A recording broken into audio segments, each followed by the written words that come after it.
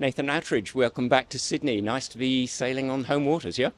Yeah, absolutely. Sydney Harbour is such an amazing place to sail, and I haven't actually been on the harbour for about 2 years now. So yeah, looking forward to getting back out and racing here. Quite a gap between your original phase in SailGP and then coming back, and yet you're lying fourth after two events. That's quite something.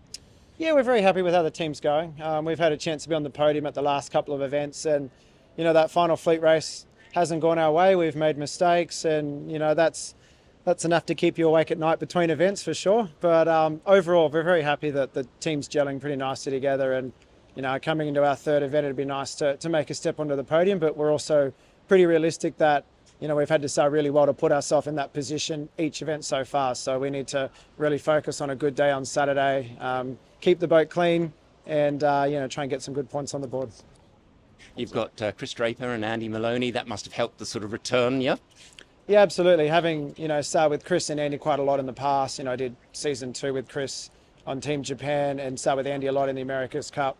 When we were putting the team together, Ian Pearce and I knew we needed not only really talented sailors to join our team, but people that I knew and trusted quite well. So, very happy to have those two on board. And, the other group of sailors we've got have been amazing too. Julius, Brad and Julia as our race crew, we're all gelling together really well. And that's been really exciting.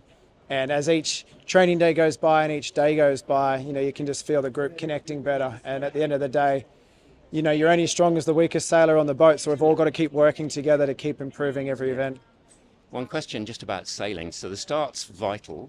T1, is that when you sort of choose when you're going into the box? How's that decided? Is it pre-planned? I mean, what's the sort of pre-start, and are you getting coaches in there? Or that's a great technical question on the starting.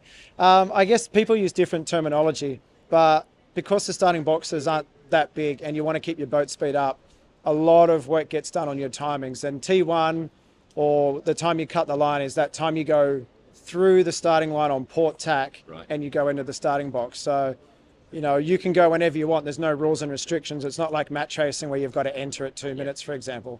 So the typical times are all about how big the starting box is and how windy it is. Right. So the bigger the starting box is, the earlier you're likely to get in there. Sometimes you can go in at 1 minute 30, and you looked at Auckland and boats were going in at 30 seconds because the starting box was so small. So a lot of people are probably doing all their homework. A lot of us use simulators for that. And obviously the Friday practice and training is your warm up to get your timings right.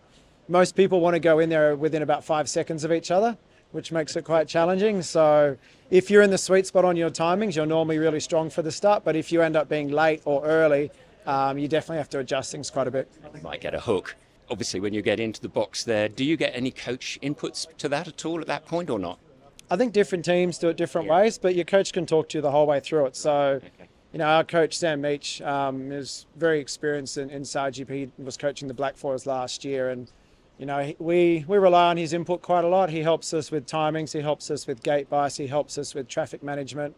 Normally the coaches have a view of the race course. Yep. Like in Auckland, they were like next to the grandstand, saw everything. Here in Sydney, they're in the containers over at the tech site. So he's relying on the technology, any broadcast feed. And so the coach is only as helpful as they can be with what they see. So the communication loop's really important. And I think what's really cool these days is that you can listen back to the onboards and you can hear the whole conversation between the crew and the coach, whereas previously they never said, they didn't tell you what the coaches were saying. They shut that communication off. So now we're learning how the coaches and sailors are interacting and getting ideas from other teams. Fantastic. Well, thanks so much and good luck for the weekend. My pleasure. Thanks. Cheers.